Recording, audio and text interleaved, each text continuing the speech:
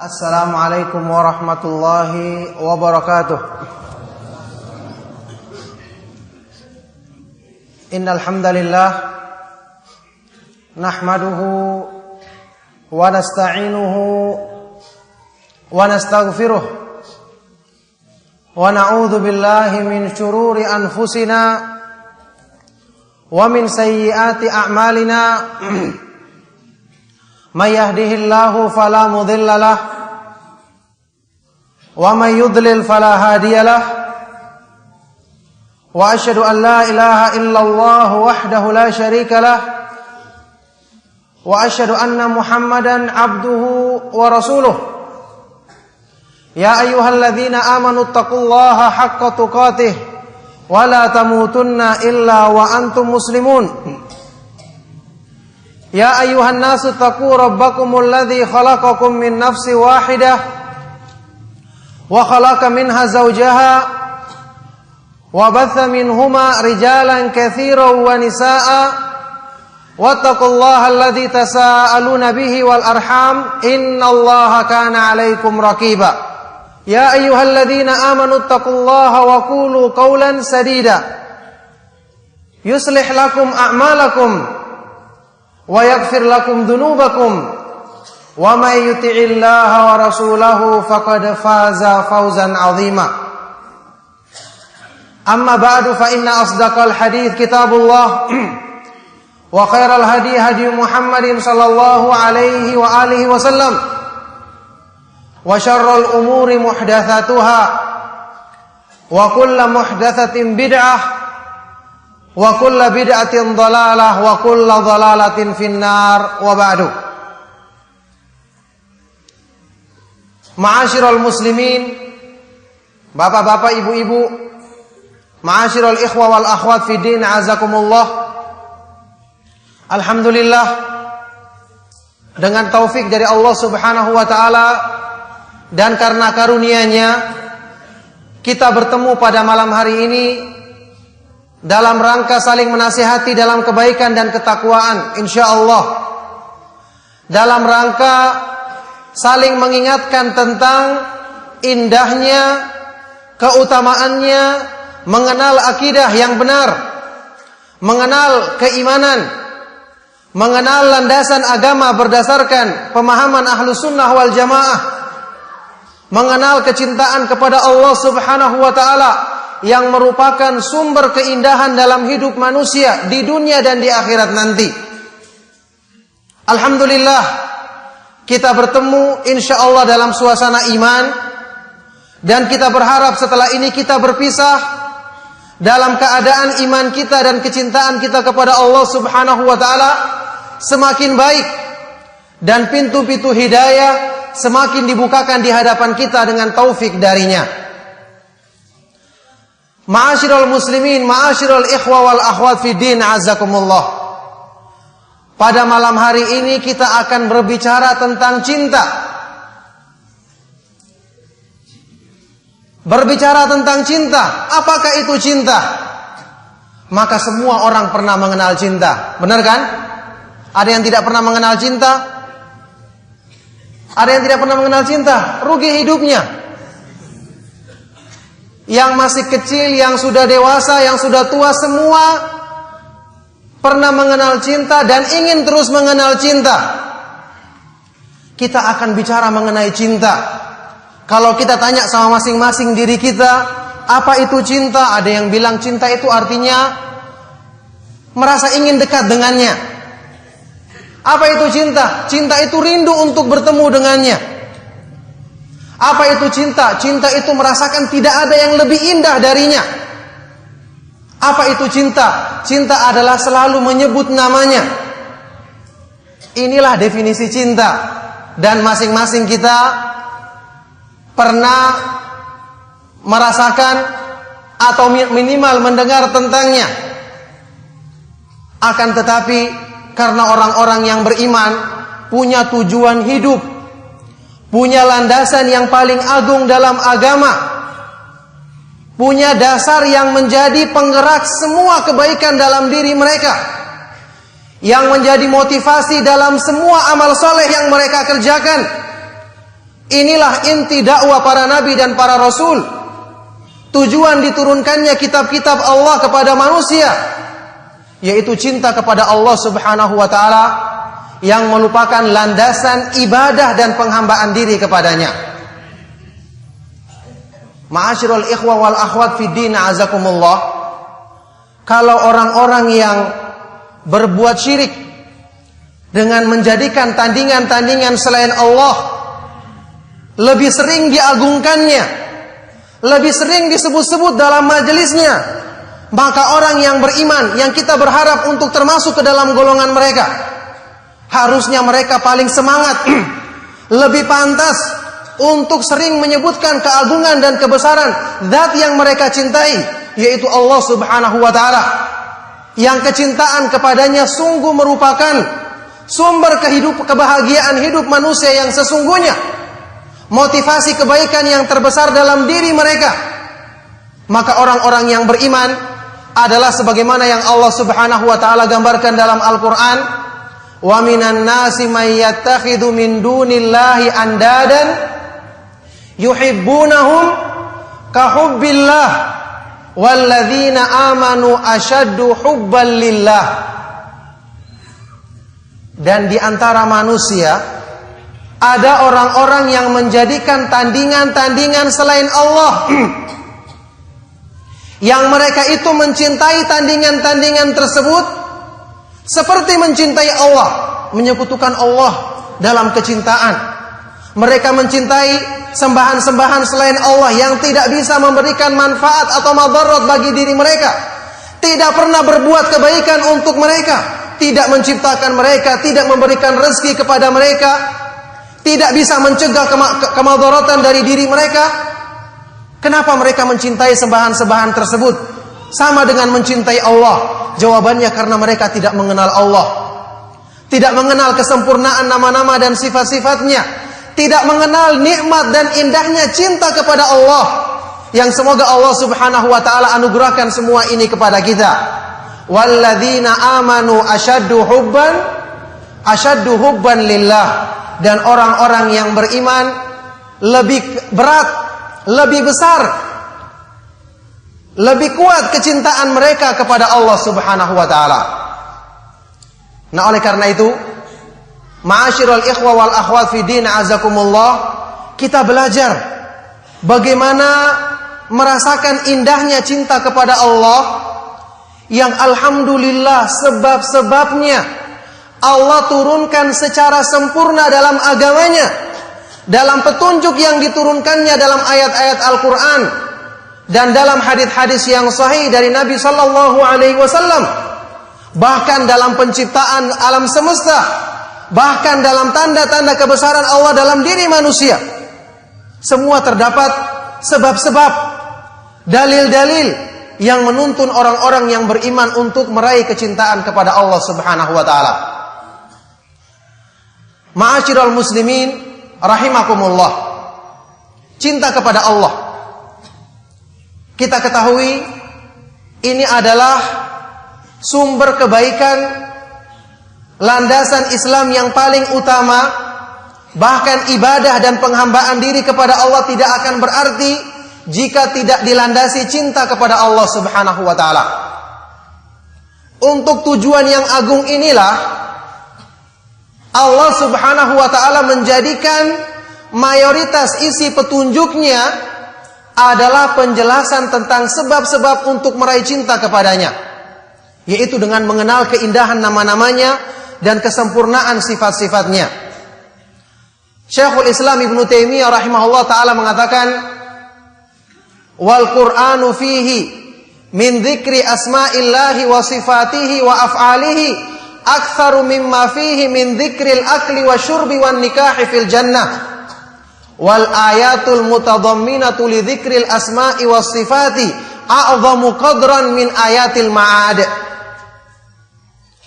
Di dalam Al-Qur'an penjelasan tentang keindahan nama-nama Allah, kesempurnaan sifat-sifat dan perbuatannya lebih banyak daripada penjelasan tentang hal-hal yang berhubungan dengan iman kepada hari kemudian. Padahal ini sangat penting. tentang masalah kenikmatan di sorga, makanan, minuman, pernikahan di sorga, buah-buahan dan semua kenikmatannya. Dan ayat-ayat yang menjelaskan tentang nama-nama dan sifat-sifat Allah, yang dengan ini Allah perkenalkan dirinya kepada semua makhluknya, lebih agung kedudukannya, lebih tinggi nilainya, lebih besar pengaruhnya terhadap keimanan dibandingkan dengan ayat-ayat yang menjelaskan tentang hari kemudian. Ini menggambarkan apa? Al-Quran, kalau kita pelajari dengan benar, maka mestinya kecintaan kita kepada Allah Subhanahu wa ta'ala semakin tumbuh, semakin sempurna, semakin bertambah dengan semakin kita mempelajari petunjuk Allah dan petunjuk Rasulnya Sallallahu Alaihi Wasallam.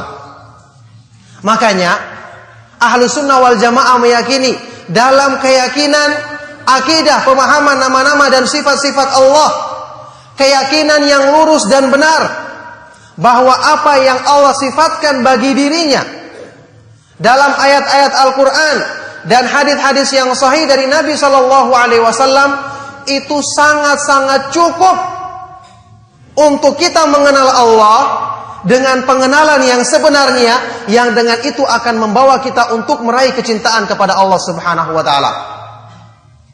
Makanya kita punya keyakinan. Imam Ahmad bin Hanbal rahimahullah ta'ala mengatakan, la nasifullaha illa bima wasafa bihi nafsahu wa ma wasafahu bihi rasuluhu sallallahu alaihi wasallam, la natajawazul qur'ana wal hadith. Kita tidak boleh mensifati Allah kecuali dengan apa yang Allah sifatkan dirinya dalam ayat-ayat Al-Quran dan hadis-hadis yang sahih dari Nabi Sallallahu Alaihi Wasallam. Kita tidak boleh melampaui Al-Quran dan hadis. Apa makna ucapan Imam Ahlus Sunnah ini? Imam Ahmad bin Hanbal rahimahullah ta'ala, maksudnya kalau ingin mengenal Allah yang benar, yang akan membawa kepada tingkatan mulia mencintai Allah, maka kenali Allah jangan lebih dari apa yang diterangkan dalam Al-Quran dan hadis-hadis yang sahih dari Nabi Sallallahu Alaihi Wasallam. Jangan melampauinya. Dan yakin setiap kali yang tidak diterangkan dalam Al-Quran dan Sunnah, maka itu tidak dibutuhkan dalam keimanan. Bahkan kalau kita berdalam-dalam mencarinya akan menyesatkan kita dari jalan Allah Subhanahu wa ta'ala. Itu kita yakini. Tidak mungkin Al-Quran itu luput untuk menjelaskan sesuatu yang paling dibutuhkan oleh manusia. Jadi misalnya, kalau kita bertanya, kenapa Al-Quran tidak menjelaskan tentang kaifiyah sifat Allah? Sifat Allah itu bagaimana? Jawabannya, Al-Quran tidak menjelaskannya berarti ini tidak dibutuhkan dalam keimanan. Kemudian, kalau seandainya kita berusaha menebak-nebaknya, ini akan membawa kita kepada penyimpangan. Akan membawa kita kepada, misalnya menyerupakan Allah dengan makhluk. Yang ini merupakan perbuatan kufur. Laisa kamitslihi syai'un wa huwas samiul basir. Allah Subhanahu wa ta'ala tidak ada satu makhluk pun yang serupa dengannya, dan Dia Maha mendengar lagi Maha melihat. Misalnya ada orang yang bertanya, kenapa dalam keyakinan akidah Ahlus Sunnah wal Jamaah tidak ada seorang pun yang melihat Allah di dunia? Nanti di akhirat baru dilihat. Rasulullah sallallahu alaihi wasallam bersabda dalam hadis sahih riwayat Imam Muslim, ta'allamu anna ahadan minkum la yara rabbahu hatta yamut. Ketahuilah bahwa masing-masing dari kalian tidak akan bisa melihat Rabbnya di dunia sampai dia meninggal dunia. Ini kekhususan di akhirat, bukan tempatnya di dunia. Sampai-sampai ketika Rasulullah sallallahu alaihi wasallam juga dalam hadis riwayat Imam Muslim ditanya oleh sahabat yang mulia Abu Dzar Al-Ghifari radhiyallahu taala anhu, hal ra'aita rabbak? Apakah engkau pernah melihat Rabbmu? Maka Rasulullah sallallahu alaihi wasallam menjawab, nurun anna arahu. Cahaya, bagaimana aku bisa melihatnya? Jadi ini kita yakini bahwasanya keimanan yang benar tidak mengharuskan seseorang itu melihat Allah Subhanahu wa ta'ala di dunia. Karena ini merupakan kekhususan negeri akhirat, kekhususan nikmat yang ada di sorga. Dan ini adalah kenikmatan besar bahkan terbesar di akhirat nanti yang Allah Subhanahu wa taala khususkan bagi orang-orang yang beriman, yang mengenalnya dengan pengenalan yang sebenarnya, yang mencintai Allah Subhanahu wa taala lebih daripada segala sesuatu yang ada di dunia ini. Nah, oleh karena itu, ma'asyiral ikhwa wal akhwat fid din, azakumullah, inilah cinta kepada Allah. Inilah cara untuk meraih dan merasakan nikmatnya cinta kepada Allah. Sekarang kita bertanya, dan sekaligus kita praktekkan, bagaimana kita mengenal sifat Allah dan kita aplikasikan dalam kehidupan untuk merasakan kecintaan kepada Allah Subhanahu wa taala dan kenikmatan ketika kita meraih kedudukan tersebut. Ada yang akan pertanyaan yang akan timbul, sebagaimana kita bahas tadi, definisi cinta adalah selalu ingin dekat, selalu ingin bersama, senang untuk selalu menyebutnya, kemudian merasa rindu untuk bertemu dengannya. Ini definisi cinta yang dikenal oleh manusia, dan ini merupakan ciri-ciri orang-orang yang cinta kepada Allah Subhanahu wa taala. Makanya orang-orang yang beriman, setelah mereka mengenal Allah Subhanahu wa taala dengan keindahan nama-namanya dan kesempurnaan sifat-sifatnya, setelah mereka semakin mendalami petunjuk Allah Subhanahu wa taala yang dengan mempelajari ini semua akan membawa mereka kepada kedudukan tadi, cinta kepada Allah Subhanahu wa taala. Imam Ibnu Qayyim rahimahullah taala mengatakan, "Man arafa Allah bi asma'ihi wa sifatihi wa af'alihi ahabbahu la mahalata." Barang siapa yang mengenal Allah dengan keindahan nama-namanya, kesempurnaan sifat-sifatnya dan perbuatan-perbuatannya, maka pasti dia akan mencintai Allah Subhanahu wa taala. Nah, sekarang setelah seorang hamba mencintai Allah Subhanahu wa taala, apa yang terjadi pada dirinya? Apa yang terjadi pada dirinya? Maka yang akan terjadi pada dirinya adalah tanda-tanda yang kita sebutkan tadi tentang definisi cinta. Ketika seorang hamba mencintai Allah Subhanahu wa taala, maka mesti dia akan sering menyebut nama Allah Subhanahu wa taala, berzikir kepadanya dengan zikir yang disyariatkan dalam agamanya. Karena man ahabba syai'an aktsara min dzikrihi. Barang siapa yang mencintai sesuatu, maka dia akan sering menyebutnya. Sering berzikir kepada Allah Subhanahu wa taala dengan zikir-zikir yang disyariatkan. Sering mengagungkan namanya, sering berusaha untuk mengenal keindahan nama-namanya dan kesempurnaan sifat-sifatnya. Maka orang yang mencintai Allah Subhanahu wa taala dalam berdoa, dalam setiap permintaannya, dia akan menyebut nama Allah Subhanahu wa taala yang sesuai dengan permintaannya tersebut. Dalam setiap keadaannya dia akan selalu menyebut nama Allah, berzikir, bertasbih, subhanallah, alhamdulillah, wala ilaha illallah, Allahu akbar. Dia akan selalu rajin membaca Al-Quran, karena itu adalah firman Allah. Karena orang yang mencintai sesuatu, dia akan senang, sering menyebut-nyebut sesuatu yang ucapan dari orang yang dicintainya tersebut. Ini merupakan konsekuensi kecintaan.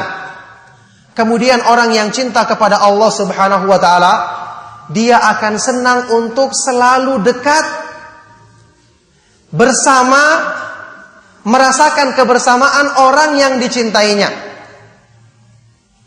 Maka dalam hal ini Allah Subhanahu wa taala memuliakan hamba-hambanya yang beriman dengan ibadah-ibadah yang disyariatkan dalam Islam, sifat-sifat dan keutamaan-keutamaan yang Allah jadikan dalam agamanya, yang dengan mengamalkannya seseorang akan meraih kedekatan dan merasakan kebersamaan Allah Subhanahu wa taala. Kita pernah kenal, ma'asyiral ikhwa wal akhwat fid din, azakumullah, pemahaman atau penjelasan tentang salah satu sifat Allah Subhanahu wa taala, sifat ma'iyatullah, kebersamaan Allah. Kita pernah bahas. Tapi mungkin sangat sedikit di antara kita yang merenungkan apa tujuannya ada pembahasan tentang sifat kebersamaan Allah yang umum dan yang khusus. Apakah cuma sekedar pengetahuan? Atau apakah itu mungkin ada hikmah besar di balik semua itu? Yaitu untuk Allah subhanahu wa ta'ala jadikan hamba-hambanya yang cinta kepadanya dan rindu untuk bertemu dengannya memiliki kesempatan untuk merasakan kedekatan Allah dan kebersamaannya yang khusus. Sebagaimana kita ketahui bersama, pemahaman Ahlus Sunnah wal Jamaah dalam memahami sifat ma'iyatullah, yang di sini banyak orang-orang yang tersesat, dan bagaimana mungkin mereka bisa merasakan nikmatnya cinta kepada Allah kalau dalam pemahaman yang penting ini mereka tidak paham atau keliru dalam memahaminya. Ahlus Sunnah wal Jamaah memahami bahwasanya sifat ma'iyah itu terbagi dua. Yang Allah subhanahu wa ta'ala maksudkan dalam firman-Nya, wa huwa ma'akum aina ma kuntum wallahu bima ta'maluna basir. Dan Allah subhanahu wa ta'ala bersama kamu di mana saja kamu berada. Dan Allah subhanahu wa ta'ala maha melihat terhadap semua perbuatanmu. Ini yang diartikan oleh para ulama Ahlus Sunnah wal Jamaah sebagai ma'iyah ammah, kebersamaan yang bersifat umum. Kebersamaan yang bersifat umum yang meliputi semua makhluk, yang muslim maupun yang kafir, yang taat yang maupun yang melakukan perbuatan maksiat. Dan arti ma'iyah di sini, kebersamaan di sini tidaklah seperti persangkaan sebagian dari orang-orang yang tidak mengenal petunjuk Allah, yang tidak mengenal arti dalam bahasa Arab. Mereka mengartikan Allah itu ada di mana-mana, artinya Allah ada di semua tempat. Yang berarti konsekuensinya di tempat-tempat yang kotor pun Allah subhanahu wa ta'ala ada menurut mereka. Maha suci Allah subhanahu wa ta'ala dari keyakinan yang sangat kotor ini. Ta'ala Allahu an dzalika uluwan kabira. Ini pemahaman yang keliru, pemahaman yang sesat, bahkan pemahaman yang kufur.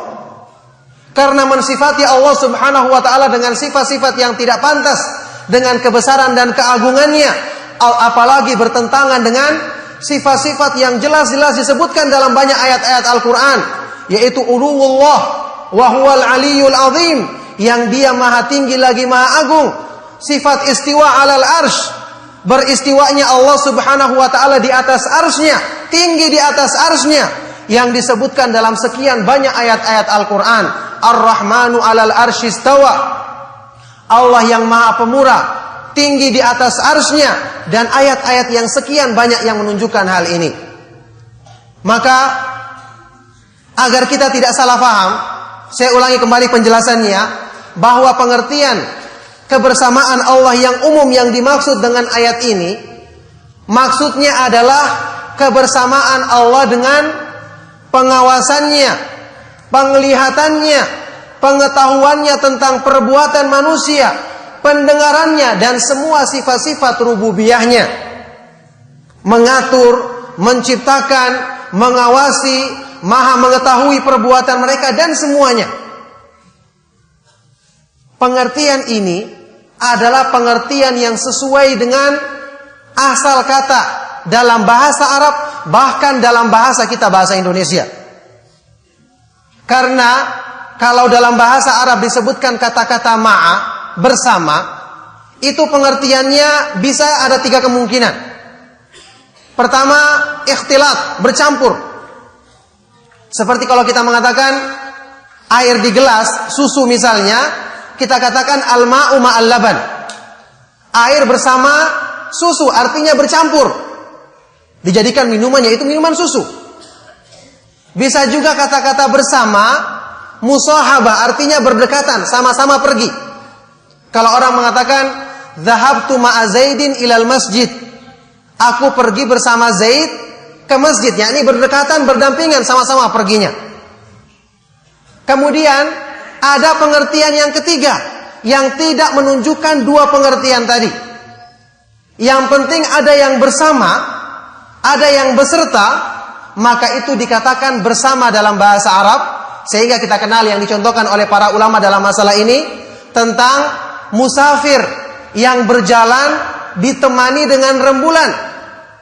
Mazilna nasiru wal qamaru ma'ana. Kami selalu berjalan, tidak putus-putus berjalan, di malam hari pun kami berjalan, dan bulan menyertai kami, bulan bersama kami. Tidak ada yang memahami bahwasanya bulannya turun jalan di samping mereka. Menakutkan, lari semua orang yang melihatnya. Maksudnya bersama di sini adalah apa? Bersama cahayanya. Jadi kebersamaan cahaya bulan yang menyinari mereka ketika mereka berjalan di malam hari, ini adalah pengertian bersama menurut bahasa Arab. Bahkan saya katakan tadi menurut bahasa Indonesia. Coba antum perhatikan, kalau orang mengadakan khutbah Idul Fitri misalnya, penceramah mengatakan pada hari ini kaum muslimin di Indonesia bersama-sama melaksanakan sholat Id. Apakah mereka ngumpul semua di satu lapangan atau masing-masing di lapangannya sendiri-sendiri? Apa jawabannya? Masing-masing di lapangannya sendiri-sendiri. Tidak mungkin semua kaum muslimin berkumpul misalnya di masjid ini. Tidak mungkin, tidak cukup. Tapi karena waktunya bersamaan, iya kan? Kepentingan mereka bersamaan, kegiatan yang mereka lakukan sama, ya ini sholat Id, maka dikatakan bersama-sama melaksanakan sholat tersebut. Dan ini dimaklumi secara bahasa. Oleh karena itu, dari pengertian ini kita yakini sesatnya orang-orang yang meyakini atau berdalil dengan ayat ini untuk menetapkan sifat apa? Wahdatul wujud. Allah menyatu dengan makhluknya atau Allah berada di semua tempat. Demi Allah, ini merupakan keyakinan yang kufur, yang bertentangan dengan apa yang dijelaskan dalam ayat-ayat Al-Quran tentang ketinggian Allah subhanahu wa ta'ala di atas semua makhluknya. Dan antum perhatikan kesalahpahaman dalam sifat ma'iyah, ini adalah kesalahpahaman yang besar yang menjadikan seseorang tidak akan mungkin bisa meraih nikmatnya cinta kepada Allah subhanahu wa ta'ala dengan benar. Inilah kebersamaan yang umum.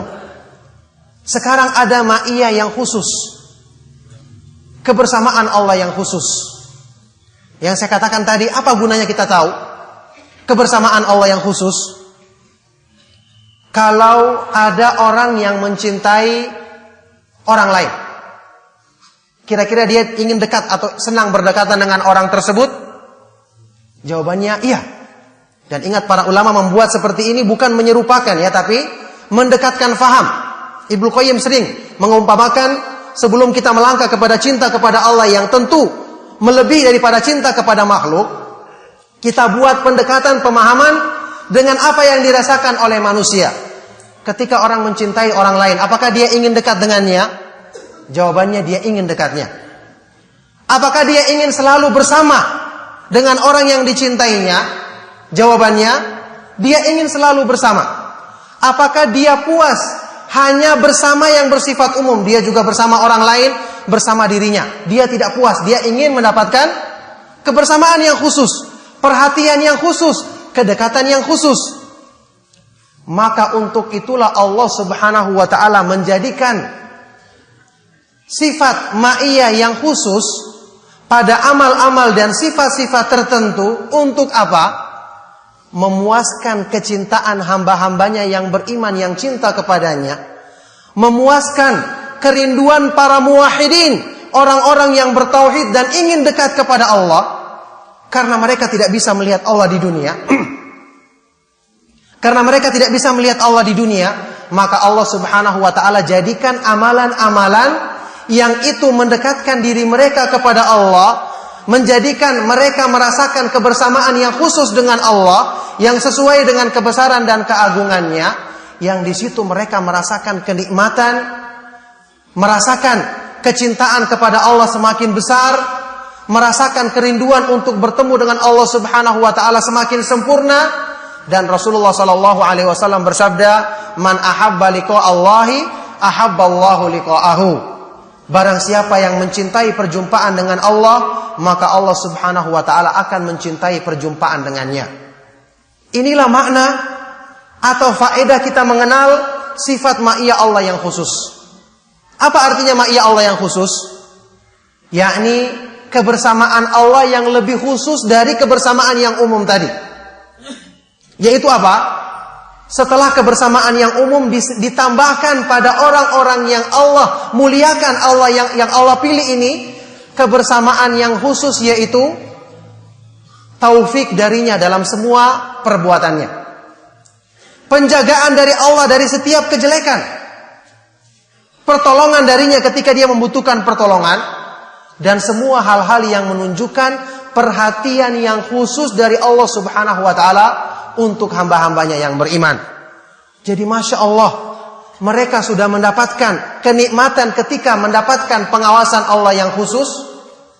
Lebih daripada itu, Allah Subhanahu wa ta'ala menjadikan sifat dan keutamaan ini sebagai sebab untuk memuliakan hambanya tersebut dengan senantiasa diberikan taufik dan dengan senantiasa dijaga dari sebab-sebab yang akan mendatangkan keburukan bagi mereka. Makanya sifat ma'iyah khusus ini Allah sebutkan pada amalan-amalan soleh yang besar dalam Islam. Seperti apa? Sifat apa? Bersabar, iya kan? Innallaha ma'as sabirin. Sesungguhnya Allah bersama orang-orang yang sabar. Jadi antum waktu baca ayat ini direnungkan makna kebersamaan Allah yang khusus. Allah beserta orang-orang yang sabar tentu tidak sama dengan kebersamaan Allah dengan orang-orang kafir, orang-orang yang tidak sabar, orang-orang yang tidak mengenal Allah Subhanahu wa ta'ala, tentu beda. Allah bersama orang-orang yang bersabar, artinya Allah akan senantiasa memberikan hidayah kepadanya. Allah akan senantiasa menolongnya dalam segala urusannya, menjaganya dari setiap keburukan. Kemudian ayat yang lain yang menyebutkan kebersamaan Allah adalah apa? Innallaha ma'al ladzina taqau walladzina hum muhsinun. Sesungguhnya Allah Subhanahu wa ta'ala beserta atau bersama dengan kebersamaan yang khusus terhadap siapa? Terhadap orang-orang yang bertakwa dan orang-orang yang berbuat kebaikan. Inilah pengertian kebersamaan yang khusus. Makanya ketika mendengarkan ayat seperti ini, orang yang mengaku mencintai Allah maka mesti dia akan mengusahakan sifat tersebut ada pada dirinya. Karena tidak mungkin dia mengaku mencintai Allah, dia tidak ingin mendapatkan kebersamaan yang khusus dari Allah Subhanahu wa ta'ala. Maka dia akan mengusahakan sifat-sifat takwa dalam dirinya. Maka dia akan mengusahakan sifat ihsan, beribadah kepada Allah seolah-olah dia melihatnya, sebagaimana dalam hadis riwayat Imam Muslim. Ini akan menjadikan kebersamaan yang Allah yang khusus bagi dirinya. Kemudian apalagi? Secara umum mengamalkan petunjuk Allah Subhanahu wa ta'ala yang disyariatkan dalam agamanya. Ini akan menjadikan kebersamaan Allah yang khusus, sebagaimana ditunjukkan dalam hadis yang terkenal, yakni hadis wali. Hadis wali yang disebutkan dalam Sahih Bukhari, hadis kursi, yakni Allah Subhanahu wa ta'ala berfirman, yang hadis ini insyaallah kita kenal semua. Man adali waliyan faqad adzantuhu bil harbi. Barang siapa yang memusuhi kekasihku, orang yang dicintai oleh Allah Subhanahu wa ta'ala, maka sungguh aku telah menyatakan peperangan, permusuhan terhadapnya. Berarti dia akan dibinasakan oleh Allah Subhanahu wa ta'ala. Wa ma taqarraba ilayya 'abdi bi syai'in ahabba ilayya mimma aftaradtuhu alaihi. Dan tidaklah seorang hamba mendekatkan diri kepadaku dengan satu amalan yang lebih aku cintai. Ingat, ini mendatangkan kecintaan Allah. Ini menjadikan kebersamaan yang Allah yang khusus akan diberikan kepada hamba ini. Tidaklah seorang hamba mendekatkan diri kepadaku dengan satu amalan yang lebih aku cintai daripada apa yang aku wajibkan baginya. Jadi menyempurnakan amalan yang wajib dengan mempelajarinya, menghadiri majelis-majelis ilmu agar bisa memahaminya, kemudian mengamalkannya dengan benar sesuai dengan petunjuk Allah dan petunjuk Rasulnya sallallahu alaihi wasallam. Wala yazalu 'abdi yataqarrabu ilayya bin nawafil hatta uhibbahu. Dan senantiasa hambaku mendekatkan diri kepadaku dengan amal-amal yang apa? Amal-amal yang sunnah, amal-amal yang bersifat anjuran, tidak wajib. tapi dianjurkan dan dicintai oleh Allah, maka dengan ini aku pun mencintainya. Menyempurnakan kewajiban, menambah dengan amal-amalan sunnah, ini sebab untuk menjadi wali Allah. Maka semua orang yang beriman dan taat kepada Allah, dia adalah wali Allah. Meskipun jelas tingkatan wali mereka berbeda-beda sesuai dengan tingkatan keimanan dan ketakwaan mereka. Semakin sempurna dia memahami petunjuk Allah yang wajib, kemudian mengamalkannya, dan amalan-amalan yang sunnah, maka semakin sempurna pula derajat kewaliannya di sisi Allah Subhanahu wa ta'ala. Setelah itu apa? Setelah dia menjadi wali Allah, apa yang disebutkan dalam hadis ini? Inilah ma'iyah yang khusus. Allah berfirman, فَإِذَا أَحْبَبْتُهُ كُنْتُ سَمْعَهُ الَّذِي يَسْمَعُ بِهِ وَبَصَرَهُ الَّذِي يُبْصِرُ بِهِ وَيَدُهُ الَّتِي يَبْتِشُ بِهَا وَرِجْلَهُ الَّتِي يَمْشِي بِهَا وَلَئِنْ سَأَلَنِي لَأُعْتِيَنَّهُ وَلَئِنْ اسْتَعَاذَنِي لَأُعِيذَنَّهُ. Inilah ma'iyah yang khusus. Kalau aku telah mencintai hambaku, apa yang terjadi? Maka aku akan selalu membimbingnya dalam pendengarannya, penglihatannya, perbuatan tangannya, dan langkah kakinya. Allah selalu akan membimbingnya, selalu memberikan taufik kepadanya untuk lurus dalam semua ucapan dan perbuatannya, amal anggota badannya maupun batinnya. Kalau dia memohon kepadaku, maka sungguh aku akan kabulkan permohonannya. Dan kalau dia meminta perlindungan kepadaku, maka sungguh aku akan melindunginya, memberikan perlindungan kepadanya. Maka subhanallah, inilah indahnya mencintai Allah. Dan inilah indahnya merasakan atau berusaha untuk meraih, memahami sifat kebersamaan Allah Subhanahu wa ta'ala. Makanya di sini ayyuhal ikhwatu fillah, sekali lagi, orang yang benar-benar mengaku mencintai Allah, ketika mendengar keutamaan seperti ini, maka pasti dia akan berlomba-lomba untuk mengerjakannya. Dan ini keberuntungan bagi orang-orang yang diberi taufik untuk bisa belajar petunjuk Allah, yang dengan itu dia menyempurnakan kewajibannya dan memahami petunjuk Allah yang bersifat anjuran, untuk kemudian dia berusaha memakmurkannya dan mengamalkannya dalam kehidupan sehari-hari. Inilah untuk cara untuk bisa merasakan dan mendapatkan kebersamaan Allah Subhanahu wa ta'ala yang khusus. Kemudian ma'asyiral ikhwa wal akhwat fi din, azakumullah.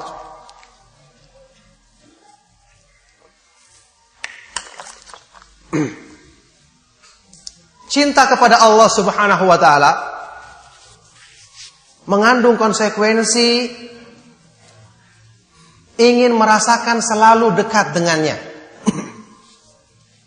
Makanya Allah Subhanahu wa ta'ala mensyariatkan bentuk-bentuk ibadah ketaatan kepadanya dalam agama Islam, yang di situ Allah menjanjikan kedekatan bagi hamba tersebut. Tujuannya untuk apa? Sama seperti tadi, tujuannya untuk menghilangkan dahaga kerinduan hamba-hamba Allah yang beriman, orang-orang yang bertauhid, yang mengenal keindahan nama-nama dan sifat-sifatnya, untuk merasakan kedekatan dengan zat yang mereka paling cintai, lebih cintai daripada segala sesuatu yang ada di dunia ini, yaitu Allah Subhanahu wa ta'ala. Makanya contohnya apa? Amal-amal yang disyariatkan dalam Islam, yang di situ dijanjikan kedekatan dari Allah Subhanahu wa ta'ala.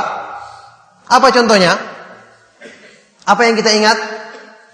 Apa itu? Misalnya berdoa kepada Allah Subhanahu wa ta'ala. Wa idza sa'alaka ibadi anni fa inni qarib ujibu da'watad da'i idza da'an falyastajibu li wal yu'minu bi la'allahum yarshudun.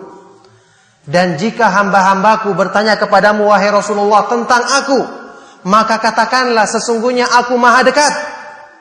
Di antara nama Allah adalah Al-Qarib, yang dekat kepada hamba-hambanya yang menegakkan peribadatan kepadanya.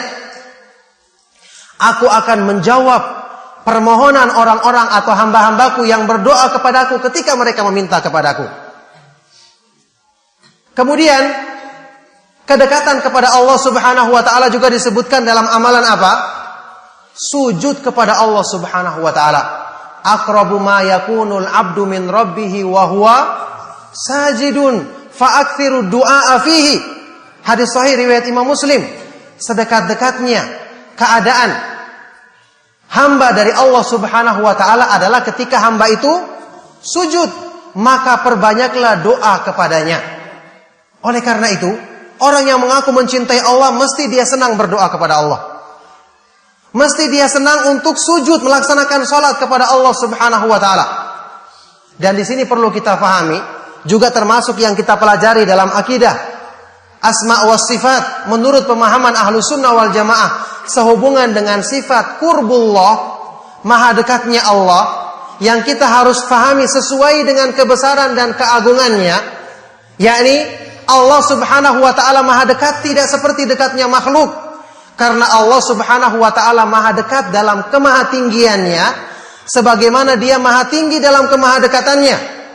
Tidak bertentangan dua sifat tersebut, karena sifat-sifat Allah tidak sama dengan sifat-sifat makhluknya. Walam yakun lahu kufuwan ahad. Tidak ada satu makhluk pun yang serupa dengannya, yang setara dengannya. Jadi Allah itu maha dekat, tapi dia sekaligus maha tinggi. Karena sifat-sifat Allah tidak sama dengan sifat makhluk. Dan perlu kita fahami di sini bahwa sifat qurbullah, maha dekatnya Allah, itu cuma ada yang bersifat khusus. Beda dengan sifat ma'iyah. Artinya, untuk sifat dekat, Allah Subhanahu wa taala tidak berikan kecuali kepada hamba-hambanya yang menegakkan iman, menegakkan penghambaan diri dan ketaatan kepada Allah. Orang-orang kafir Allah Subhanahu wa taala tidak dekat dengan mereka. Jadi sifat qurb itu cuma ada yang bersifat khusus. Dan ini juga tentu menjadi kabar gembira bagi orang-orang yang beriman, yang mengaku mencintai Allah, ingin mendekatkan diri dengannya. Maka sifat-sifat atau perbuatan-perbuatan, amal-amal ketaatan seperti ini tentu bersemangat untuk dikerjakannya, karena dia akan merasakan kenikmatan ketika beribadah dan mendekatkan diri kepada Allah Subhanahu wa taala. Tidak lupa pula saya ingatkan, termasuk di antara amal soleh yang di situ dijamin kedekatan dari Allah Subhanahu wa taala. Ini khusus bagi kaum perempuan, yakni ketika mereka berada di tengah-tengah rumahnya. Itu disebutkan dalam sebuah hadis yang sahih riwayat Ibnu Khuzaimah dan yang lainnya.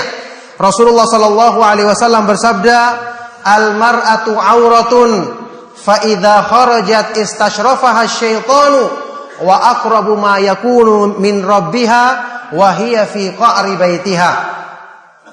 Seorang perempuan adalah aurat. Maka kalau dia sering keluar rumah tanpa ada udzur syar'i, syaitan pun akan menyesatkannya, menjadikannya sebagai fitnah. Dan keadaan seorang perempuan yang paling dekat dengan Allah Subhanahu wa taala adalah ketika dia berada di tengah-tengah rumahnya. Maka tidak dikatakan seorang perempuan beriman, mencintai Allah Subhanahu wa taala kalau dia tidak betah berada di rumahnya. Karena berarti dia tidak senang untuk dekat dengan Allah Subhanahu wa taala. Kalau dia mengaku mencintai Allah, maka dia akan berusaha untuk selalu menetap di rumahnya, karena dia mengetahui itu adalah sebab yang akan menjadikan dia dekat dengan Allah Subhanahu wa taala. Dan orang-orang yang mencintai Allah akan merasakan nikmat ketika berada dengan zat yang paling mereka cintai lebih daripada segala sesuatu yang ada di dunia ini. Nama asyrul ikhwa wal akhwat fi din azakumullah. Inilah tanda-tanda kecintaan dari orang-orang yang mengenal Allah Subhanahu wa taala dengan amal-amal soleh yang Allah syariatkan dalam agamanya. Makanya orang-orang yang beriman, kenapa mereka ketika melaksanakan ibadah kepada Allah Subhanahu wa taala, mereka jadikan itu sebagai kenikmatan yang tertinggi dalam hidup mereka. Tidak ada kenikmatan lain.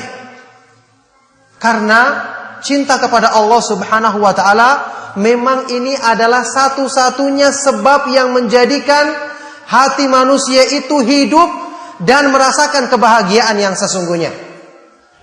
Saya pernah nukilkan di kajian ini maupun di kajian yang lainnya ucapan yang terkenal dari salah seorang ulama ahlu sunnah yang dinukil oleh Imam Ibnu Qayyim rahimahullah ta'ala. Ulama ini mengatakan, masakinu ahli dunia kharaju minha wa lam yudriku aladza ma fiha. Alangkah miskin dan kasihannya orang-orang yang hidup di dunia ketika mereka keluar meninggalkan dunia dalam keadaan mereka belum merasakan kenikmatan tertinggi yang ada di dunia.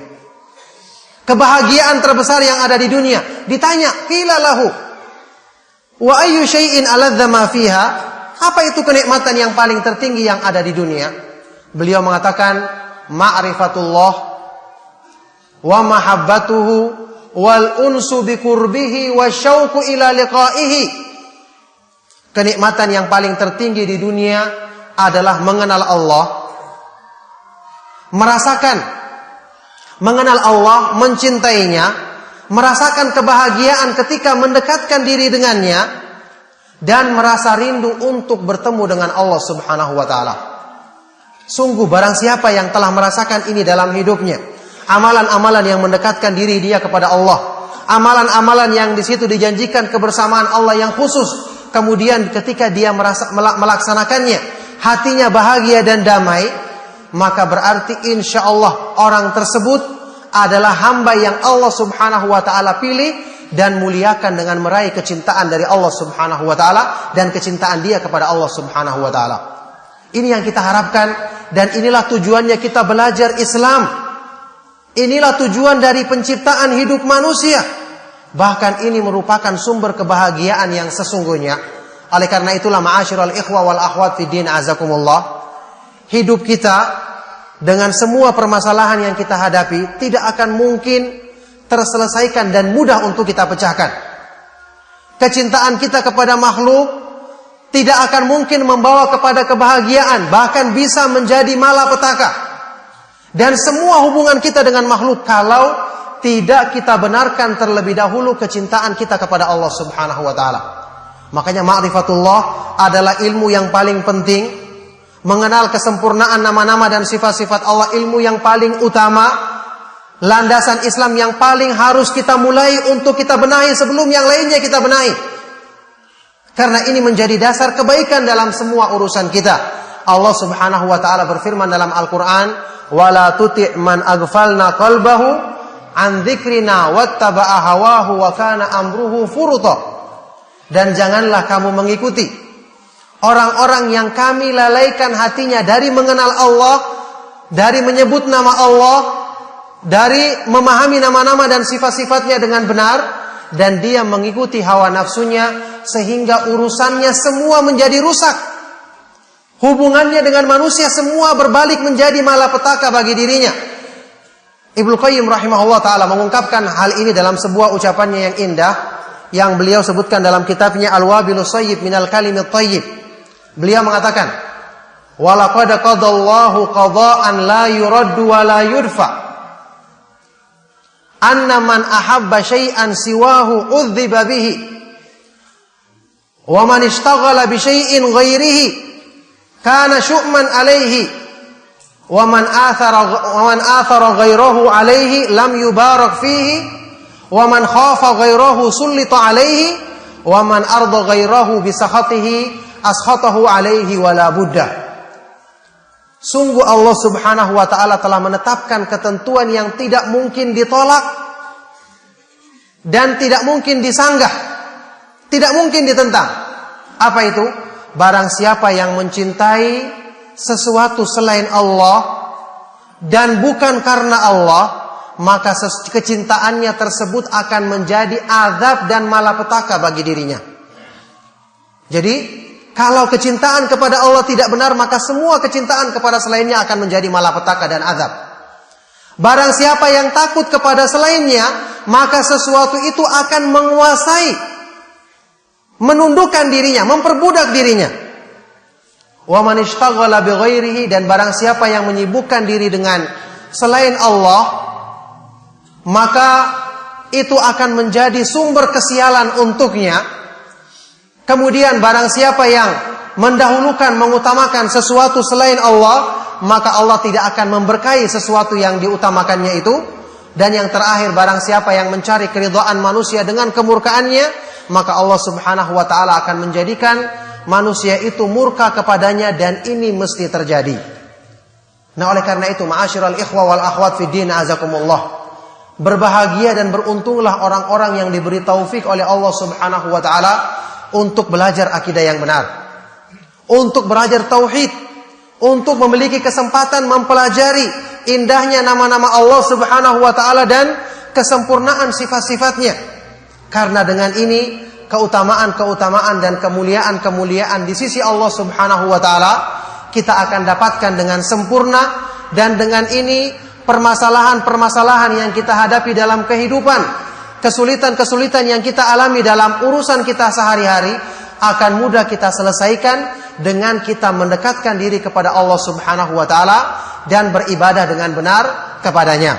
Nah, oleh karena itulah ma'asyiral ikhwa wal akhwat fid din, azakumullah. Di sini para ulama menjelaskan tentang makna sabda Nabi SAW dalam hadis yang kita kenal, riwayat Imam An-Nasa'i dengan sanad yang sahih. Sewaktu Rasulullah SAW bersabda, "Wa ju'ilat qurratu 'aini fis shalah." Dijadikan kesejukan bagi hatiku, penenang bagi jiwaku ketika aku melaksanakan salat. Ini bagi orang yang tidak mencintai Allah, tidak mengenal Allah, tidak akan mungkin bisa merasakannya. Imam Ibnu Katsir rahimahullah ta'ala dalam tafsirnya, sewaktu beliau menjelaskan tentang makna firman Allah Subhanahu wa ta'ala, "Qad aflahal mu'minun alladzina hum fi salatihim khashi'un." Sungguh beruntunglah orang-orang yang beriman, yang mereka itu adalah orang-orang yang khusyuk tunduk kepada Allah dalam salatnya. Yang mereka itulah orang-orang yang tunduk atau khusyuk kepada Allah dalam salatnya. Beliau menafsirkan ayat ini setelah menjelaskan tentang definisi khusyuk, kemudian beliau menghubungkannya dengan hadis tadi. Orang yang bisa merasakan kenikmatan dalam salatnya, penyejuk pandangan matanya, penyejuk jiwanya dalam salat, adalah orang-orang yang khusyuk kepada Allah Subhanahu wa taala. Kenapa? Karena orang-orang yang khusyuk kepada Allah Subhanahu wa taala adalah orang-orang yang pikirannya, jiwa dan raganya terpusat kepada Allah. Karena saat-saat salat adalah saat-saat bertemu dengan Allah, yang itu merupakan saat-saat yang dirindukan oleh orang yang beriman dan mencintai Allah Subhanahu wa taala. Coba perhatikan sabda Nabi SAW dalam hadis yang sahih riwayat Imam Ahmad. "Idza qama ahadukum ila sholati fa innahu yunaji rabbahu falyanzur ahadukum bima yunajihi." Jika salah seorang dari kalian berdiri melaksanakan sholat, maka sungguh pada saat itu dia sedang bermunajat, berbisik-bisik, berkomunikasi dengan Allah. Maka hendaknya masing-masing dari kalian melihat bagaimana ketika dia bermunajat dengan Allah Subhanahu wa taala. Hadis ini kalau didengar orang-orang yang tidak mengenal iman, tidak mengenal arti salat yang sebenarnya, biasa saja. Apa artinya bertemu dengan Allah? Bermunajat dengan Allah. Tetapi orang-orang yang beriman, ketika dia bertemu Allah, yang itu merupakan saat-saat bertemu dengan kekasih yang paling mereka cintai lebih dari segala sesuatu yang ada di dunia ini. Kita mencintai manusia saja, kalau akan bertemu dengannya sebentar lagi kita akan deg-degan. Kita akan gemetaran, kebingungan untuk berbuat apa. Apalagi kita bertemu Allah Subhanahu wa taala yang segala keindahan ada padanya, segala kebaikan adalah darinya, segala kemuliaan adalah karunia-Nya. Bagaimana perasaannya orang-orang yang bertemu Allah Subhanahu wa taala seperti ini? Makanya khusyuk dalam ibadah, apalagi dalam sholat, ini merupakan sebab yang besar untuk bisa meraih kenikmatan dalam sholat. Dan khusyuk yang paling utama diraih dengan mengenal kesempurnaan nama-nama dan sifat-sifat Allah Subhanahu wa taala. Insyaallah pada kajian besok di Mataram saya akan menjelaskan tentang masalah cara atau kiat untuk meraih khusyuk dalam ibadah, yang inti dan paling utamanya adalah mengenal Allah Subhanahu wa taala. Karena diterangkan oleh Imam Ibnu Rajab Al-Hambali rahimahullah taala, orang yang mengenal Allah, semua sifat-sifat kesempurnaannya, maka dia akan bisa meraih khusyuk dari banyak sebab, sesuai dengan sifat yang hadir dalam hatinya pada saat itu, yang akan menjadi sebab untuk dia tunduk kepada Allah Subhanahu wa taala. Jadi khusyuk kepada Allah bukan cuma dari satu sisi diraih. Misalnya begini, orang yang mengenal Allah, ketika hatinya sedang merenungkan kebaikan-kebaikan yang Allah Subhanahu wa taala, nikmat yang Allah limpahkan bagi dirinya, sementara dia kurang dalam mensyukuri nikmat tersebut. Ketika dia sholat, maka dia sholat dalam keadaan malu menghadap Allah. Kira-kira orang yang sholat ketika malu menghadap Allah, apa yang terjadi? Dia akan khusyuk, dia akan tunduk kepada Allah, karena dia malu kalau menghadap Allah kemudian tidak dengan khusyuk, padahal Allah yang selama ini selalu melimpahkan kebaikan lahir dan baik untuknya. Sisi lain, kalau dia sedang banyak mengingat azab Allah, kemahakuasaannya untuk mengadab manusia, untuk menyesatkan siapa yang dikehendakinya, mencabut hidayah darinya, ketika ini yang mendominasi perasaannya, dia sholat, maka dia akan meraih khusyuk dari sisi ketakutannya. Dia takut kalau dia berpaling, Allah akan mencabut hidayah darinya, Allah akan berpaling darinya dan menurunkan kemurkaannya kepadanya. Ini menjadikan dia khusyuk dari sisi ini. Sebaliknya, ada lagi orang yang ketiga. Ketika dia sholat, sebelum dia sholat, dia sedang merenungkan tentang sempurnanya sifat-sifat Allah, yang dengan kesempurnaan ini mendorong dia untuk mencintai Allah. Karena manusia mencintai sesuatu yang sempurna dalam kehidupan di dunia, apalagi zat yang maha sempurna. Ketika dia beribadah kepada Allah, dia akan khusyuk karena dia menghadap zat yang dicintainya dan dia rindu untuk bertemu dengannya. Makanya ma'asyiral ikhwa fid din azakumullah, orang yang mengenal Allah akan bisa meraih kekhusyuan dalam ibadah, yang ini merupakan sumber keberuntungan bagi mereka dari semua keadaan yang mereka alami ketika melaksanakan ibadah tersebut, yang ini merupakan anugerah dari Allah Subhanahu wa taala bagi hamba-hambanya yang mengenalnya, yang mencintainya. Dan ini cukup menjadi bukti akan pentingnya untuk kita mengenal ilmu yang agung ini, yaitu mengenal kesempurnaan nama-nama dan sifat-sifat Allah sebagaimana yang Allah jelaskan dalam ayat-ayat Al-Quran dan hadis-hadis yang sahih dari Nabi SAW. Maka ma'asyiral ikhwa wal akhwat fid din azakumullah, maka kurang lebih demikian yang ingin Anda sampaikan pada malam hari ini. Ya, sekali lagi sekedar mengingatkan dan membuat kita merenung bahwa nikmat yang Allah Subhanahu wa taala anugerahkan kepada seorang hamba dengan mengenal akidah yang benar, mengenal tauhid, mengenal keimanan berdasarkan pemahaman Ahlus Sunnah wal Jamaah, benar-benar satu nikmat yang agung, anugerah terbesar, dan manfaatnya dalam kehidupan akan sangat terasa. Oleh karena itu kita bersyukur kepada Allah Subhanahu wa taala, yang dengan bersyukur akan ditambahkan, disempurnakan nikmat tersebut, dan kita manfaatkan dengan sebaik-baiknya untuk semakin rajin mempelajari petunjuk Allah dan petunjuk Rasulnya Shallallahu Alaihi Wasallam berdasarkan pemahaman Ahlus Sunnah wal Jamaah, dan berusaha untuk menjauhkan diri dan menasihati orang-orang yang salah paham dalam masalah yang penting ini, memahami kesempurnaan nama-nama dan sifat-sifat Allah Subhanahu wa taala, serta berdoa kepada Allah agar kita mendapatkan manfaat yang sempurna dengan memahami dan mengamalkan petunjuknya.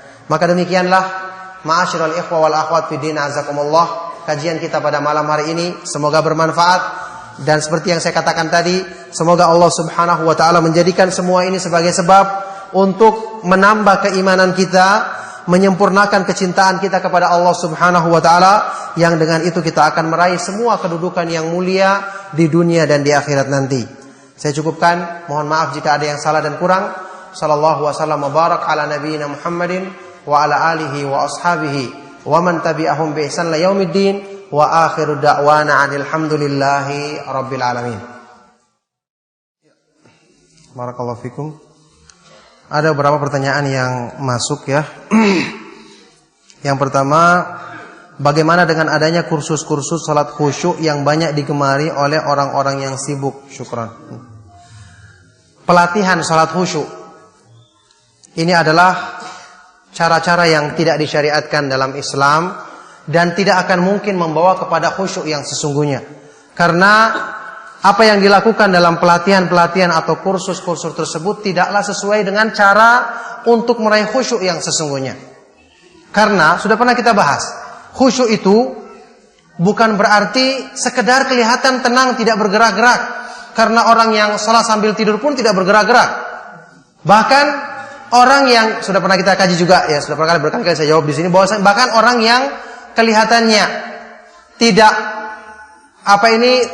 kelihatan tenang dalam ibadahnya, bisa jadi itu disebabkan karena syaitan sangat kuat bersarang dalam hatinya, sehingga karena banyak penyimpangan dalam diri orang tersebut, maka syaitan tidak perlu merasa untuk mengganggunya.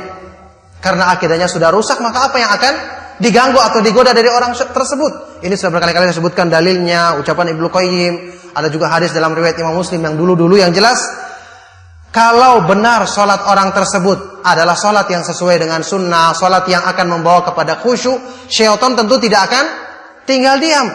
Makanya Nabi SAW menyebutkan dalam hadis yang sahih, ada syaitan yang khusus bertugas mengganggu orang dalam sholat, iya kan? Yaitu syaitan apa namanya? Khinzab. Yang diperintahkan oleh Nabi SAW kepada seorang sahabat ketika dia merasakannya berlindung kepada Allah.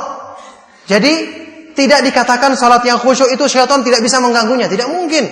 Justru semakin dekat dia kepada Allah, syaitan semakin berusaha untuk menghalanginya, tapi dengan pertolongan dari Allah, hamba tersebut berusaha untuk menghindari godaan syaitan. Makanya kursus-kursus seperti ini tidak sesuai dengan syariat. Cara-cara yang mereka ajarkan tidak benar.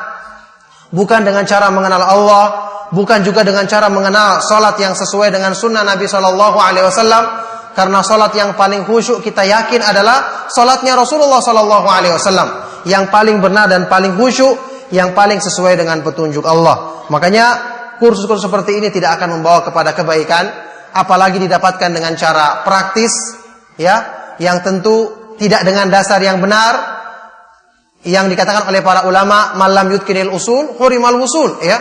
Barang siapa yang tidak kokoh dalam landasannya, maka tidak akan mungkin dia sampai.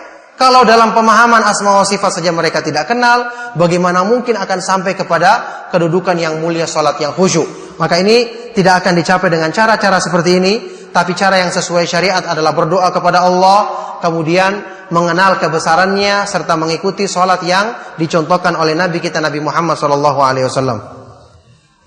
Apa hubungan antara ma'iyatullah dengan ihsan? Apakah kedua hal ini mempunyai makna yang sama? Maknanya dekat, tapi tidak dikatakan sama persis. Pengertian ihsan yang kita ketahui dalam hadis sahih riwayat Imam Muslim, anta budallaha ka'annaka tarahu fa in lam takun tarahu fa innahu yarak. Kamu beribadah kepada Allah seolah-olah kamu melihatnya. Kalau kamu tidak bisa melihatnya, maka sungguh Allah Maha melihatmu, mengawasi perbuatanmu. Diterangkan oleh Imam Ibnu Qayyim, ucapan Nabi SAW tentang makna ihsan ini menghimpun semua amalan hati yang paling besar sampai yang paling kecil. Orang yang beribadah kepada Allah dengan ihsan, tadi sebenarnya saya mau jelaskan juga karena waktu tidak cukup, itu adalah orang yang beribadah kepada Allah Subhanahu wa taala dengan kecintaan yang sesungguhnya. Dan inilah yang akan membuat mereka meraih khusyuk dalam ibadah. Coba antum bayangkan, orang yang mengenal Allah, mengenal kesempurnaannya, mengenal keindahan nama-nama dan sifat-sifatnya, sehingga mereka mencintai Allah. Ketika dia beribadah kepada Allah seolah-olah melihatnya, kira-kira apa yang terjadi? Kalau merasa dekat saja, merasakan kebersamaan yang khusus saja, sudah merupakan kenikmatan besar, apalagi kalau bisa seolah-olah melihatnya. Tentu ini lebih tinggi lagi kedudukannya, makanya ihsan merupakan tingkatan yang paling tinggi dalam agama. Kedudukan yang kedua yaitu fa illam takun tarahu fa innahu yarak. Kalau kamu tidak bisa melihatnya, maka sungguh dia Maha melihatmu. Ini yang berhubungan dengan muraqabatullah, merasakan pengawasannya, merasakan kebersamaannya dan sifat-sifat kemuliaan lainnya yang tentu ini merupakan keutamaan dan dirasakan manfaatnya oleh orang-orang yang beriman dan mencintai Allah Subhanahu wa taala dengan benar. Mungkinkah dikatakan orang yang cinta kepada Allah sedang dia orang yang rajin bermaksiat? Waliyadzubillah. Andai kata dikatakan orang cinta kepada Allah, mengapa cintanya tersebut tidak bisa menghalanginya dari maksiat kepada Allah? Perbuatan maksiat tentu tidak menggugurkan secara keseluruhan iman dan cinta kepada Allah. Selama dia mengetahui buruknya maksiat tersebut, tapi karena nafsunya yang masih kuat, tentu orang ini kita katakan lemah imannya, cintanya kepada Allah berkurang. Buktinya apa? Buktinya adalah hadis yang sahih riwayat Imam Bukhari tentang seorang sahabat yang sering kedapatan meminum minuman khamar, kemudian dicambuk oleh Rasulullah SAW. yakni ketika ada seorang sahabat yang mengatakan la'anahullah ma aktsara ma yu'ta bihi ila Nabi sallallahu alaihi wasallam. Semoga Allah melaknatnya karena terlalu sering dibawa ke hadapan Nabi sallallahu alaihi wasallam karena perbuatan dosanya. Mendengar ucapan ini Rasulullah sallallahu alaihi wasallam mengatakan apa? La tal'anhu fa innahu yuhibbullaha wa rasulah. Jangan kamu melaknat dia karena dia ini mencintai Allah dan Rasulnya. Buktinya apa dia mencintai Allah dan Rasulnya? Dia mengakui kesalahannya. Dia mau menerima hukuman. Meskipun kita katakan imannya kurang, cintanya jelas tidak sempurna karena perbuatan maksiatnya, karena masih ada unsur mendahulukan hawa nafsunya. Tetapi kecintaan kepada Allah dan Rasulnya tidak terhapus sama sekali dari dirinya. Maka inilah juga termasuk yang dicontohkan oleh para ulama, bahwa perbuatan maksiat itu tidak sampai merusak asal keimanan, kecintaan kepada Allah dan Rasulnya. Beda dengan perbuatan bid'ah. Kalau bid'ah itu yang dirusak adalah dasar keimanan. Yang digerogoti adalah keyakinan dalam batin manusia. Makanya meskipun mereka menampilkan perbuatan yang baik seperti orang-orang Khawarij, tapi keyakinan mereka rusak. Oleh karena itu Rasulullah SAW membolehkan kepada pemerintah kaum muslimin untuk membunuh orang-orang Khawarij. Bukan perorangan, tapi pemerintah kaum muslimin. Kayak pemerintah kita misalnya membunuh orang-orang yang membuat kerusakan, membuat teror, meskipun dengan atas nama agama. Kalau mereka melakukan sebab-sebab yang menimbulkan kekacauan, teror, membunuh orang yang tidak berdosa dan seterusnya, ini diperbolehkan. Karena keyakinan mereka yang rusak ini membawa kepada banyak keburukan. Mudah membunuh orang, mengkafirkan orang, memvonis orang halal darahnya. Makanya Rasulullah SAW menyebut tentang orang-orang Khawarij yang secara penampilan zahir ibadahnya luar biasa. Apa kata Nabi SAW? فَإِذَا لَقِيتُمُوهُمْ فَاقْتُلُوهُمْ فَإِنَّ فِي قَتْلِهِمْ أَجْرًا لِمَنْ قَتَلَهُمْ عِنْدَ اللَّهِ يَوْمَ الْقِيَامَةِ. Kalau kamu jumpai mereka maka bunuhlah mereka, karena orang yang membunuh mereka akan mendapatkan pahala di sisi Allah Subhanahu wa taala pada hari kiamat. Nah, ini bukti bahwasanya apa? Perbuatan-perbuatan yang menyangkut kesalahpahaman dalam agama ini bisa merusak keyakinan dan mengikis kecintaan kepada Allah Subhanahu wa taala dan Rasulnya. Wal iyadu billah. Adapun perbuatan maksiat meskipun buruk dan jelas mengurangi keimanan, yang harusnya kita tinggalkan dan bertobat kepada Allah Subhanahu wa taala, tapi tidak sampai merusak landasan keimanan.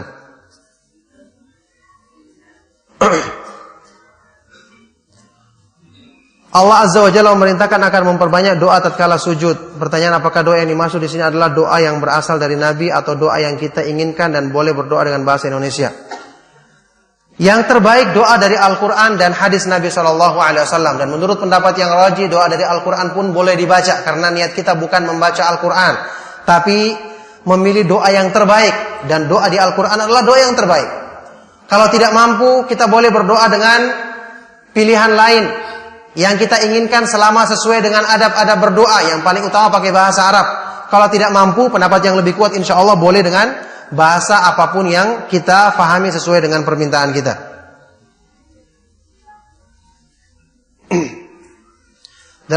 Di kalangan ahli tasawuf tentang ilmu mengenal diri dan mengenal Allah, hadis ini disebutkan sebagai hadis kursi. Man arafa nafsahu faqad arafa rabbahu. Hadis ini adalah hadis palsu. Hadis ini adalah hadis palsu dan bahkan tidak ada asalnya dari Nabi Shallallahu Alaihi Wasallam. Tidak ada asalnya dari Nabi Shallallahu Alaihi Wasallam. Barang siapa yang mengenal dirinya maka sungguh dia telah mengenal Rabbnya.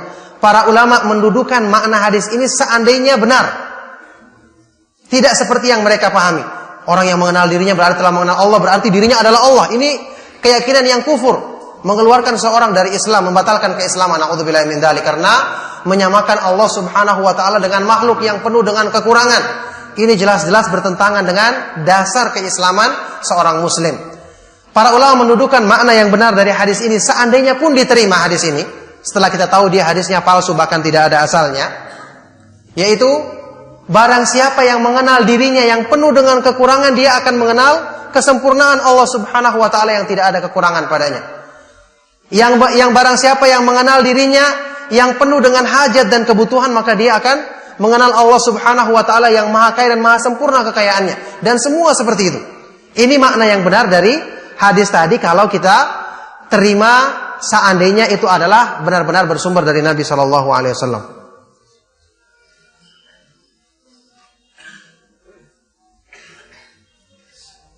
Ada yang mengatakan saya cinta kepada Allah, akan tetapi dia beribadah dengan cara-cara yang sesuai dengan kehendaknya tanpa tuntunan Rasulullah. Apakah yang demikian bisa dikatakan cinta kepada Allah?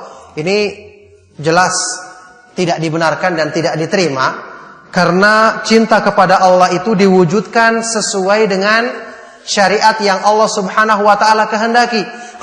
Bagaimana mungkin dia ingin menempuh jalan untuk cinta kepada Allah, tapi jalan yang ditempuhnya adalah jalan yang justru berlawanan dengan cinta kepada Allah.